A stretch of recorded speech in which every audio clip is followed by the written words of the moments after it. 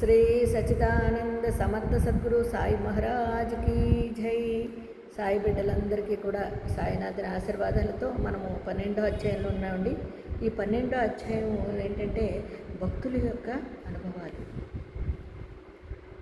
ఇందులో చాలామంది భక్తులు ఉన్నారండి.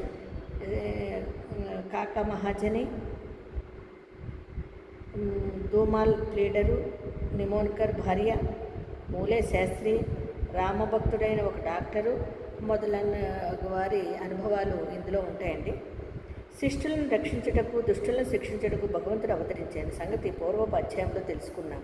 కానీ సద్గురుమూర్తుల కర్తవ్యము దానికి భిన్నమైనది. వారికి మంచివాడును చెడ్డవాడును అందరూ సమానమే. వారు దుర్మార్గులను కనికరించి వారిని సన్మార్గములో ప్రవర్తించినట్లు చేసేదారు. అంతే కదండి, ఆయన దృష్టిలో అందరూ సమానమే. వీడు దుర్మార్గుడు అంటే వాడిని సన్మార్గంలో పెట్టడానికి ప్రయత్నం చేస్తారు బాబా. భగవత్ సాగమును హరించుటకు వారు అగస్త్యుల వంటి వారు, అజ్ఞానం అనే చీకటిని నశింపచేటుకు వారు సూర్యుని వంటి వారు. భగవంతుడు యోగుల హృదయమును నివసించును. వాస్తవముగా వారు భగవంతుడి కంటే వేరు కారు. యోగులలో ఆయన నివసించుంటారండి. వారు భగవంతుడు వేరు కారు. ఆయన అగస్త్యుల వంటి వారు. అయితే వాస్తవముగా వారు భగవంతుడి కంటే వేరు కారు. సద్గురు శ్రేష్ఠుడైన శ్రీ సాయిబాబా భక్తులను క్షేమం కొరకు అవతరించిరి. అంతే కదండి, మన కోసం బాబాగారు అవతరించారండి ఈ కలియుగాన్ని. జ్ఞానములో నిష్కృష్టులు సద్గురు శ్రేష్ఠుడైన శ్రీ సాయిబాబా భక్తుల క్షేమం కొరకు అవతరించింది. జ్ఞానములో నిష్కృష్టుడు దైవ తేజస్సుతో ప్రకాశించుచు వారు అందరినీ సమానముగా ప్రేమించడువారు. తేజవంతమైన ఆయన సూర్యుని కాంతి వలె నిజంగా అంత అద్భుతంగా ప్రకాశించేవారండి బాబా. వారు అందరినీ సమానంగా ప్రేమించేవారు. వారి దేనియందు అభిమానం లేకుండెను. శత్రువులు, మిత్రులు, రాజులు, ఫకీరులు అందరూ వారికి సమానమే. వారి ప్రకారము వారి పరాక్రమం వినుడు భక్తుల కొరకు తమ పుణ్యమునంతయును వ్యయపరిచి ఎప్పుడు వారికి సహాయం చేయటకు సిద్ధముగా నుండిరి. చూడండి, భక్తుల కొరకు తమ పుణ్యమునంతయును వ్యయపరిచి ఎప్పుడు వారికి సహాయం చేయుటకు సిద్ధముగా ఉండేవారు. వారికి ఇచ్చలేనిచో భక్తులు వారి వద్దకు రాలేకుండరి. బాబా గారికి పలానా వాళ్ళు ఇష్టం లేరని అనిపిస్తే వాళ్ళు అక్కడికి రాలేరు. వాళ్ళ మనసులో ఆ భావం లేనప్పుడు బాబా దగ్గరికి వచ్చేవారు కాదటండి. భక్తులకు ఇచ్చలేనిచో భక్తులు వారి వద్దకు రాలేకుండరి. వారి వంతు రానిదే వారు బాబాను స్మరించువారు కారు. చూడండి, వాళ్ళ కర్మలు తీరకుండా ఉన్నంతసేపు వారు భగవన్నామస్మరణ కూడా చేయలేరండి. అనుకుంటాం కానీ భగవంతుడికి దగ్గర అవ్వాలంటే ఆయన కృపా కటాక్షాలు మనకు ఉండాలి కదా, ఉంటేనే కదండి అవుతాము. వారి లీలలు ఎరుగుట కూడా తటస్థించలేరు. మరి అట్టి వారికి బాబాను దర్శించుకోవాలని బుద్ధి ఎట్లు పుడుతుంది? ఎలా పుడుతుందండి? పుట్టదు. కొందరు బాబాను దర్శింపవలననుకున్నది, కానీ బాబా మహాసమాధి చెందు లోపల వారు కూడా వారికి అవకాశము కలగలేదు. బాబాను దర్శించవలెనన్న కోరిక అంటే బాబా గారు సమాధికి ముందు కూడా ఈ భక్తులు కొంతమంది ఆయన్ని కలవలేకపోయారండి. కానీ వారి కోరికలు నెరవేరలేదు. అట్టి వారు విశ్వాసంతో బాబా లీలలను విన్నచో దర్శనము వల్ల కలుగు సంతుష్టిని పొందేదరు. మనము ఆయన్ని దర్శించుకోలేకపోయామే, ఆయన ఉండగా వెళ్ళలేకపోయామని చింతించకుండా ఆయన లీలల్ని ఆయన స్మరణ చేస్తూ ఆయన నామస్మరణ చేసుకుంటూ ఉంటే కూడా చూడండి మనము సంతుష్టి పొందగలము. కొందరు అదృష్టవశాత్తు వారి దర్శనము చేసుకున్నను బాబా సన్నిధిలో ఉండవలేనని అనుకునేనను అచ్చట ఉండలేకుండేరి. ఒకవేళ కొంతమంది వచ్చి దర్శనం చేసుకున్నా అక్కడ ఉండాలన్నా ఉండలేరండి కొందరు. అచ్చట నుండుటకు ప్రయత్నించినను ఉండలేకుండేది. బాబా ఆజ్ఞ ఎంతవరకు గలదో అంతవరకే వారు షిరిడీలో ఉండగలిగారు.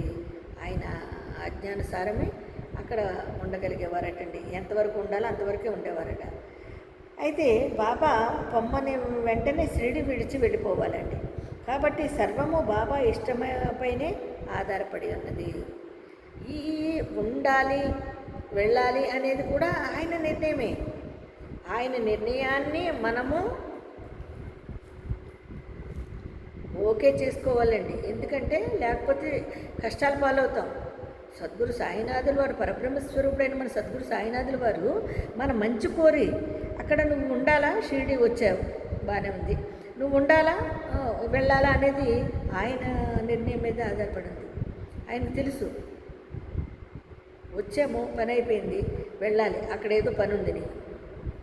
సర్వాంతర్యామి సద్గురు సాయినాథుల వారికి అన్నీ తెలుస్తాయి కాబట్టి ఆయన మన మంచి కోరే వెళ్ళిపోమనేవారండి. అలాంటి కాకా మహాజని గురించి తెలుసుకుందాం. ఎలాగంటే ఒకప్పుడు బొంబాయి నుండి కాకా మహాజని షిరిడీకి పోయాను.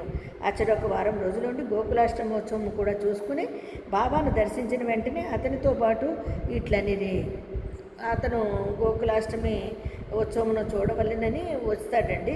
వచ్చిన తర్వాత బాబాను దర్శించుకున్న వెంటనే అతనితో బాబా ఇట్లా అన్నారు. ఆయన బొంబాయి నుండి వచ్చి ఒక వారం రోజులు ఉండాలని వస్తాడండి. వచ్చిన తర్వాత గోకులాష్టమి కూడా ఈ ఉత్సవాన్ని చూసుకుని వెళ్దాం అనుకుంటాడు. కానీ బాబాగారు దర్శనం చేసుకున్న తర్వాత ఆయన బాబాగారు ఏమంటారు చూడండి, నువ్వు రేపు ఇంటికి పోవలేను, ఉదయమే పో అన్నారు. ఆయనకు అర్థం కాలేదు. ఈ ప్రశ్న విన్న మహాజని ఆశ్చర్యపడాను. కానీ ఏదో జవాబు ఇవ్వాలి కాబట్టి సరే బాబా అలాగేనే అన్నాడు. కాకా జవాబిచ్చాను. అందులకు బాబా ఇట్లని రేపు పొమ్ము ఆయనే చెప్పారండి బాబా గారు. ఆయన ఏదో ఆలాపనగా ఏదో బాబాగారు అన్నారు కదా, సరే బాబా అన్నాడు. కానీ రేపే వెళ్ళు. బాబా ఆజ్ఞ ఉల్లంఘించకుండా ఆయన ఏం చేశాడంటే అలాగనే ఉదయాన్నే బయలుదేరాడండి. కాకా మహాజని షిరిడి విడిచెను. బొంబాయిలో తన ఆఫీసుకు పోగానే వాని యజమాని వాని కొరకే కనిపెట్టుకుని ఉన్నట్టు తెలిసింది. ఎంత సర్వజ్ఞుడో మన సద్గురు సాయినాథ్. ఆయనకి ఏది అవసరమో అది ఆయనకు తెలుసు. అందుకని ఆయన్ని వెంటనే ఉండాలని వచ్చిన ఆయన్ని వెళ్ళమన్నారండి బాబాకి. వెళ్ళిన తర్వాత అక్కడ ఆయన అయ్యో ఎంత ఆయన ఆఫీసులో ఈయన అవసరం పడిందండి. హఠాత్తుగా అతను యజమాని ఉన్నట్లుండి జబ్బు పడడము, ఈయన అవసరం రావడము రెండు జరిగాయి. కాబట్టి ఆయన్ని బాబాగారు ఆ విధంగా పంపించారు. కావున కాకా మహాజన్ ఆఫీసులో ఉండవలసి అవసరం ఏర్పడింది. ఈ విషయం యజమాని షిరిడీలోనున్న కాకా మహాజనికి ఒక ఉత్తరం కూడా రాశాను. అది కొన్ని రోజుల తర్వాత, అంటే ఉత్తరాలు ఉండేయండి అప్పుడు, ఎంత కమ్యూనికేషన్ స్పీడ్గా లేదు కదా. అప్పట్లో లెటర్స్ ఉండేవి, అవి కూడా స్లోగా వచ్చాయి. ఆయన బాబాగారు చెప్పి పంపించేశారు. ఆయన వచ్చేసాడు, ఆఫీసులో అన్ని పనులు చేసుకుంటున్నాడు. ఈ లోపల ఆయన యజమాని కూడా ఆయనకి లెటర్ రాశారు. ఆ లెటర్ కూడా లేట్గా అందిందనమాట ఆయనకి. ఎలాగ మళ్ళీ బొంబాయికి తిరిగి వచ్చింది. బాబు సాహెబు దోమాలి పైదానికి భిన్నమగు కథ నిప్పుడు వినుడు. ప్లీడర్ వృత్తిలో నుండిన బాబు సాహెబు దోమాలు ఒకసారి కోర్టు పనిపై నిఫాడు పోచుండెను. దారిలో దిగి షిరిడీకి పోయాను. బాబా దర్శనం చేసుకుని వెంటనే నిఫాడు పోవ సెలవు కోరాను. కానీ బాబా అనుజ్ఞ ఇవ్వలేదు. ఈయనకి చూడండి, బాబు సాహిబ్ దుమాల్ గారికి ఎలా జరిగిందో, ఈయనకి కాకా మహాజన్ గారికి ఏమో వచ్చిన తర్వాత వెంటనే నువ్వు వెళ్ళాలన్నారు బాబా గారు. కానీ ఈయనకి పర్మిషన్ ఇవ్వలేదు, వెంటనే వెళ్ళిపోవాలి ఈయన. కానీ ఈయనకి వృత్తిరీత్యా వచ్చండి, ప్లేటర్లో వృత్తిలో ఉంటారు ఆయన. వచ్చారు. ఒకసారి కోర్టు పనిపై ఉండి పోవాలనని దారిలో దిగి షిరిడి కూడా వచ్చాడండి ఈయన. ఎక్కడికి? షిరిడి వచ్చాడు. ఏ ఊరు నుంచి? నిఫాడు వెళ్ళి అక్కడి నుంచి షిరిడి వెళ్ళాలనుకో షిరిడి వచ్చాడు ఆయన. బాబా దర్శనం చేసుకుని వెంటనే నిఫాడు పోవ సెలవు కోరాను. కోర్టు పని ఉంది, నేను షిరిడి రావాలనుకున్నాడు, షిరిడి వచ్చాడు, ఇప్పుడు కోర్టు పని ఉంది, నేను వెళ్ళాలి అంటాడు బాబా దగ్గరికి వచ్చి. అప్పుడు బాబా అనుజ్ఞ ఇవ్వలేదు, ఒప్పుకోలేదు, నువ్వు వెళ్ళకొద్దు, షిరిడిలోనే ఇంకొక వారం రోజులు ఉండేటట్లు చూశాను బాబాగారు.